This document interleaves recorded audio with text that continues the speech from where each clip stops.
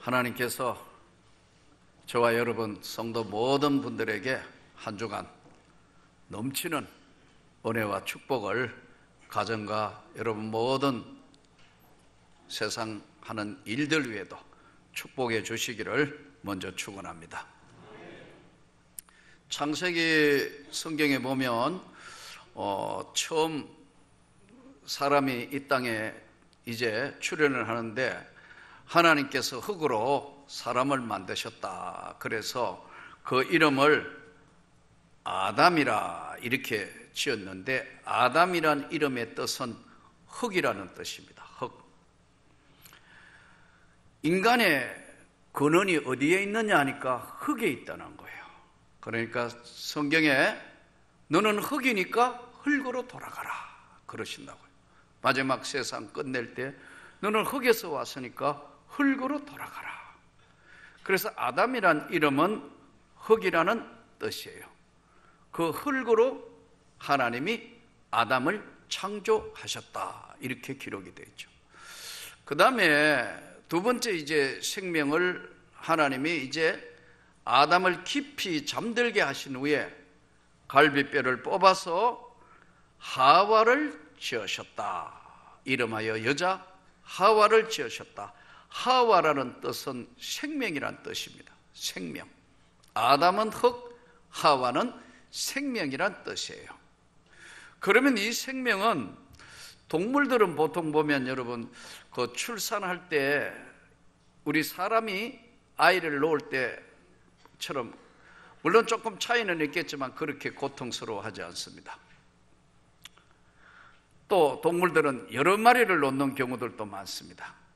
그런데 인간은 출산을 할 때 굉장히 고통스럽습니다. 그만큼 고통스러운데 생명은 하나님의 것이다 이런 뜻이에요. 그래서 첫 번째 사람 아담은 흙에서 왔다 해서 흙, 하와는 생명. 그래서 그 흙에서 온 인생에게 생명을 불어 넣어 주셨다. 생기, 생명, 르아흐, 하나님의 생명을 불어 넣어 주셨다.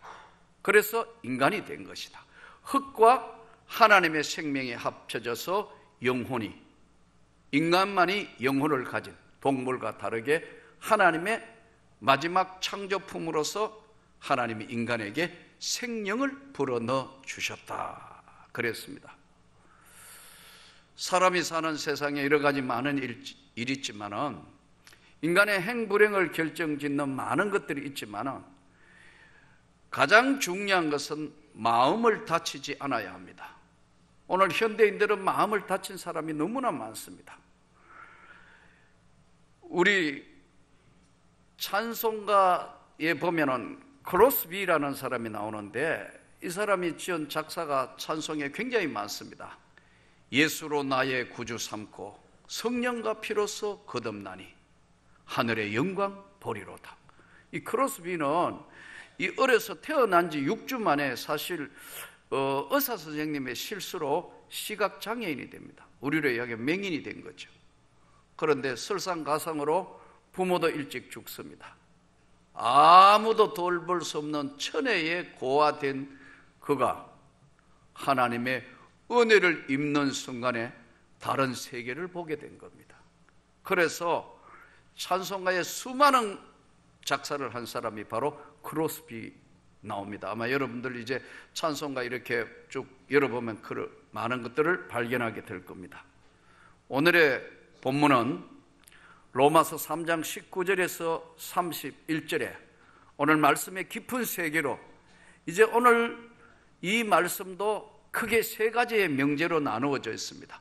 복잡한 것 같지만 이 로마서를 안으로 들어가 보면 세 가지의 명제로 되어 있는데, 그 첫 번째가 성경이 말하는 인간은 무엇인가? 성경에서 말씀하고 있는 인간은 어디서 왔으며 어디로 가는 것이며 인간의 본질이 무엇인가? 아담, 흙, 하와, 생명, 하나님께 있다. 믿습니까? 그런데 성경의 첫 번째 명제가 뭐냐면은 성경이 말하는 인간은 뭐냐 하니까 오늘 21절부터 26절의 말씀이 이 말씀인데, 이제는 율법 외에 하나님의 한 의가 나타났으니 율법과 선지자들에게 증거를 받은 것이니라. 이 해 아래 사는 모든 인생은 모든 사람이 죄를 범하였음에 하나님의 영광에 이르지 못하더니, 무슨 말씀이냐면 첫 번째 성경이 말한 모든 인간은 하나님 앞에 죄인이다. 그래서 은혜 받았을 때 진심으로 통해 자복하는 것이, 이것을 사실 제가 보는 관점에서는 회개보다 회심이 맞는 것 같아요. 초등학교 학생이, 여러분 은혜 받을 때 보면 초등학생이 무슨 그런 죄를 많이 지었겠어요? 막 애통해야 한다고. 그러니까 초등학생들 회개하고 은혜 받는 거 보면 쟤 어린 게 무슨 저렇게 큰 죄를 지었을까? 아닙니다, 여러분. 성령이 그 영혼 안에 들어오니까 막 회개한다고, 회심한다고. 모든 사람이 하나님 앞에는 죄인이다.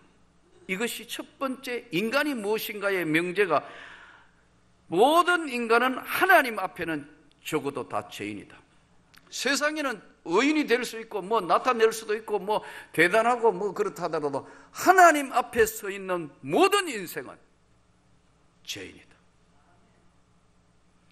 그 죄를 해결하러 하나님과 인간 사이에 죄의 장벽을 없애기 위하여 한 의가 나타났으니 그분이 바로 예수 그리스도시다.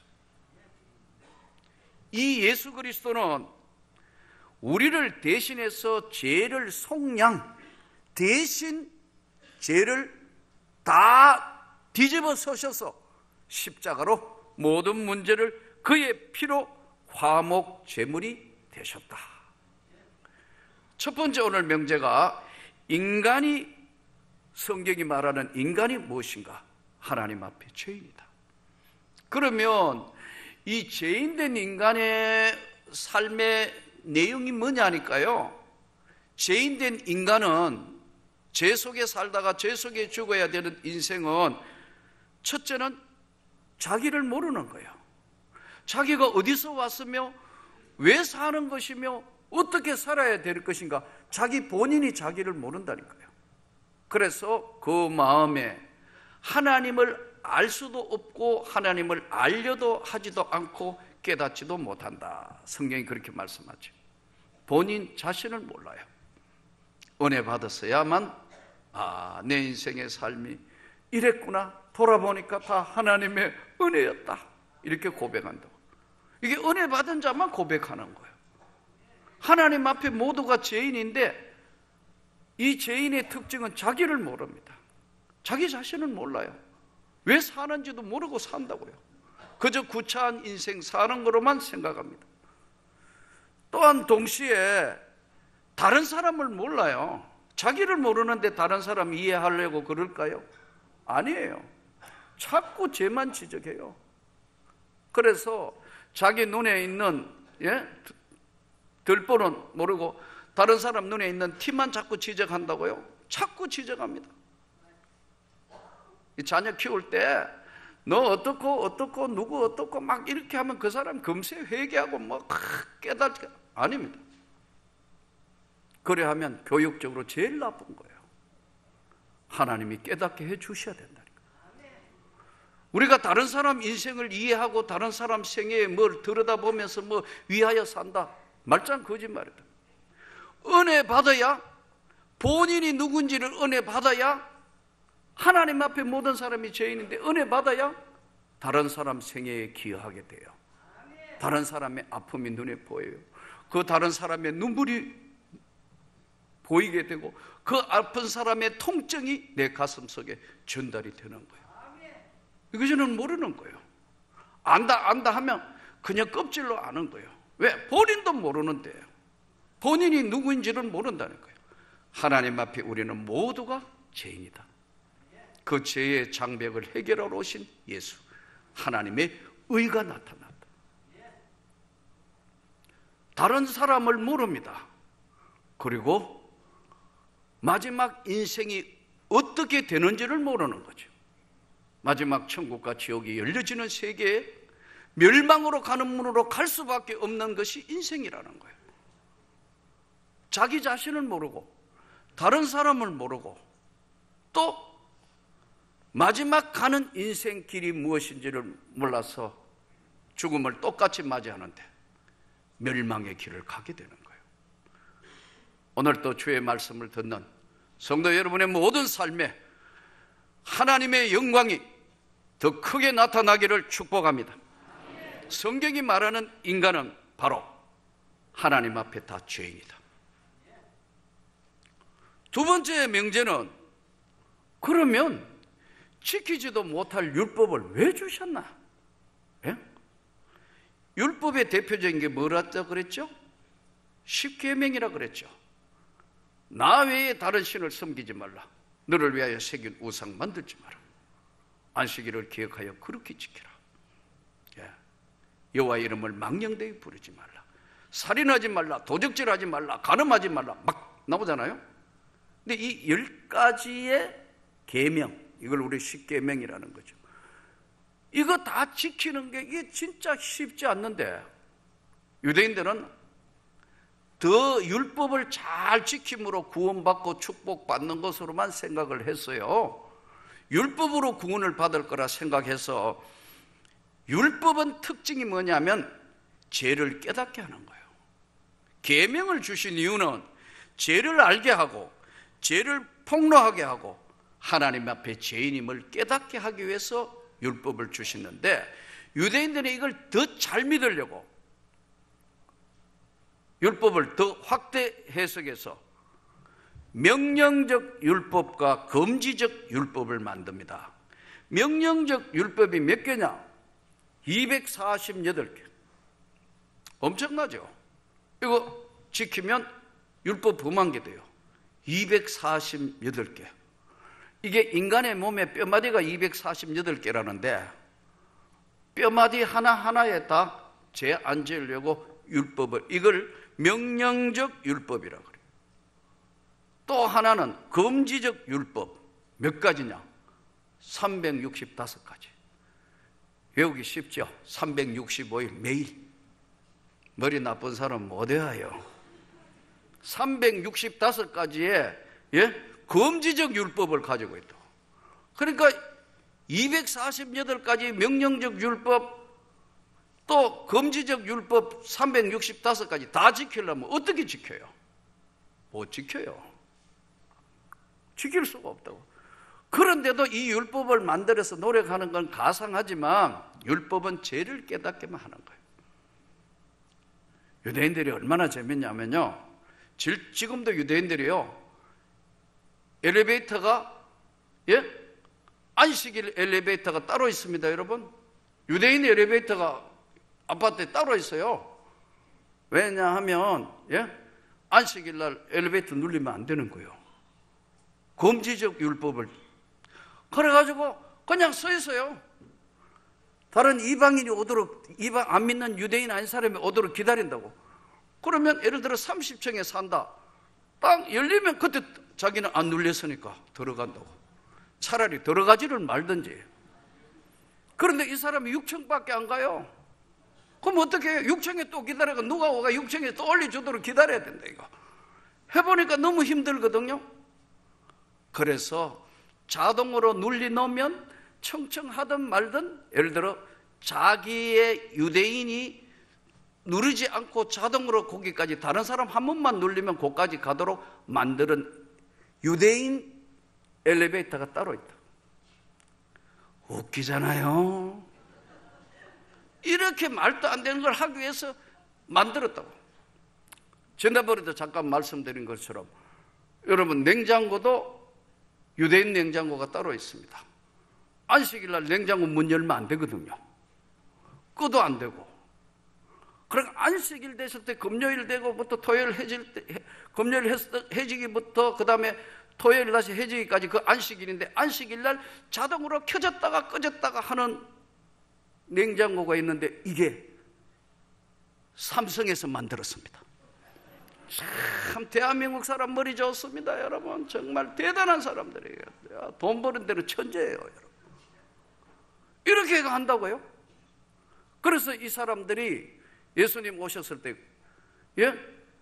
당신의 제자들은 손도 안 씻고, 벼이삭을 잘라가지고 먹는데 안식일 범한 자들이라고 막 공격하잖아요. 이때 예수님 뭐라 그러죠?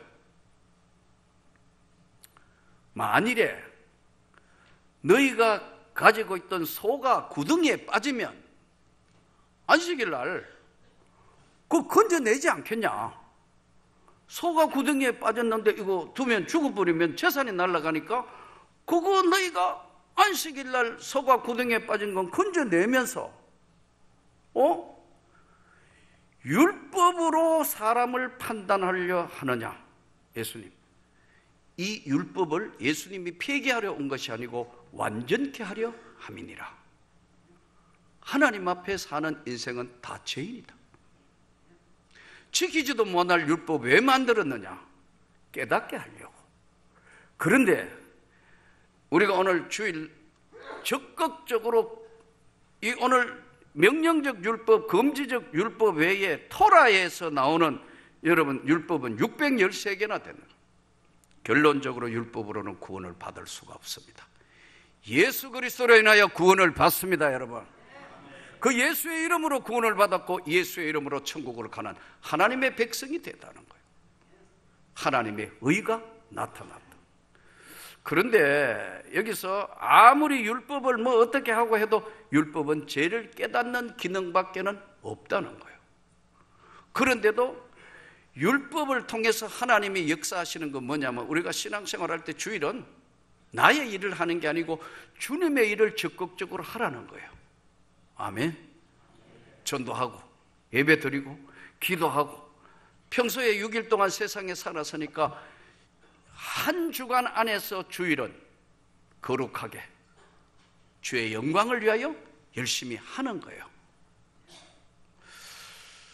세 번째 명제가 뭐냐 하니까 믿음으로 구원받았고 믿음으로 축복받고 믿음으로 사는 세상에 너는 하나님의 사람이라는 거예요.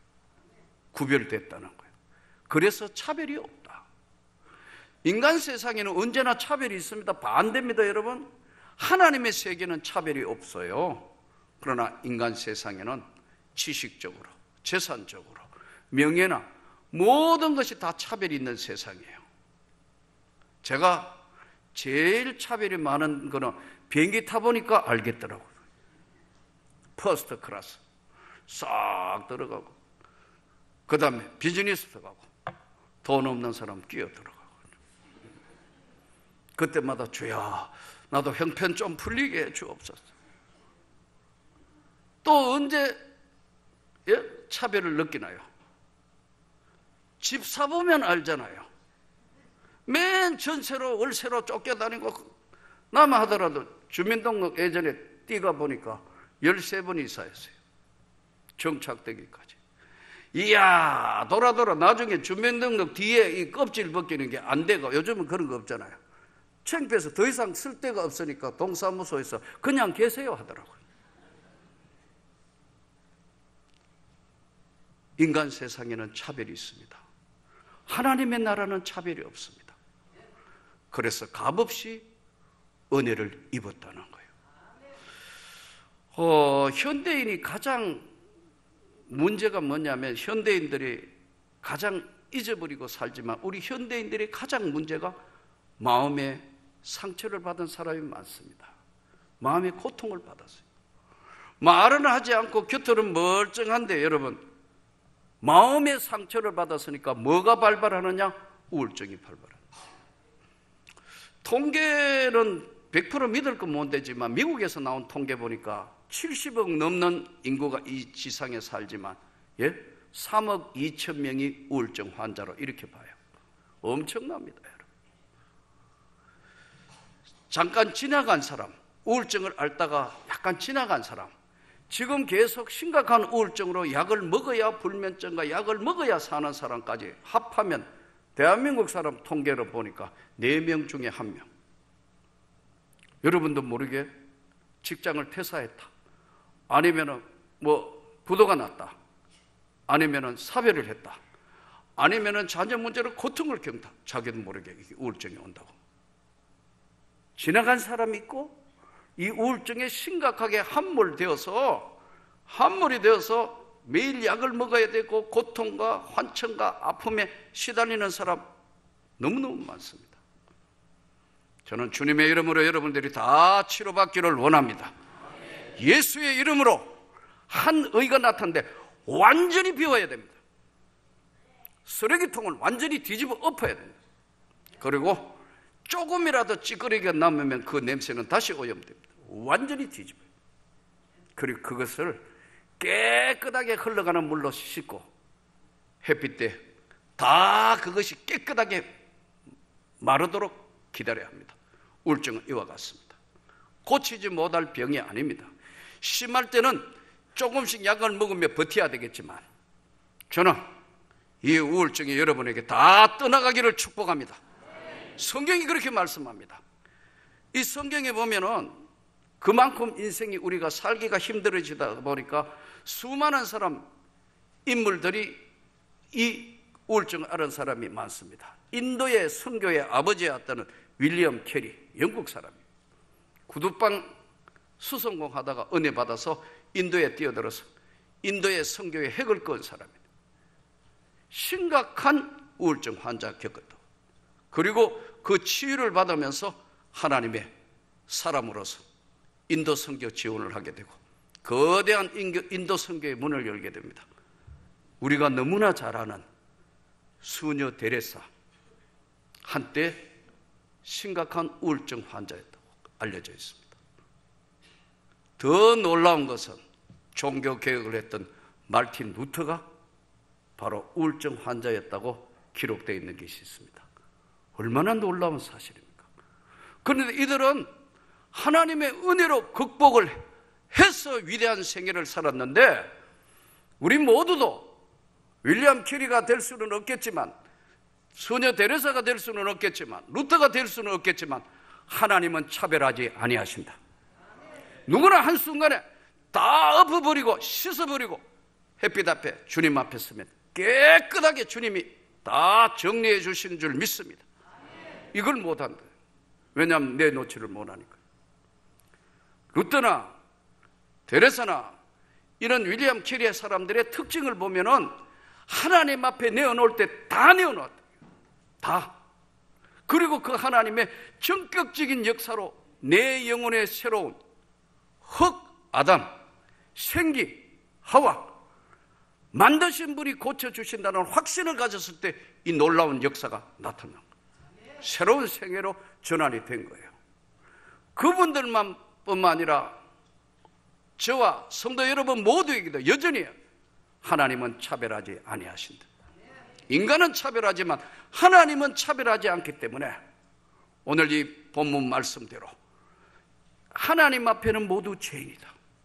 또 제대로 율법을 지킬 수 없는데 왜 율법을 이만큼 주셨느냐? 깨닫게 하려고. 우리 주님은 오늘 또 섬세하시게 보고 계셔서 우리 삶에 공격받아서 심령이 무너지고 마음이 다쳐지고 고통받는 이들이 너무나 많은데 수고하고 무거운 짐진 자들아 다 내게로 오라. 내가 너희를 쉬게 할 것이다. 우리가 하는 것이 아니고 주님이 쉬게 하실 것인데 그 주님 앞에 인생을 내어놓고 치료받고 응답받고 해결받는 것은 주님의 손길이고 역사입니다. 오늘도 이 성경의 위대한 말씀이 저와 여러분에게 함께 하셔서 이 한 주간을 한 해를 멋있게 마무리하고 새로운 출발하는 저와 여러분이 되시기를 주님의 이름으로 축복합니다.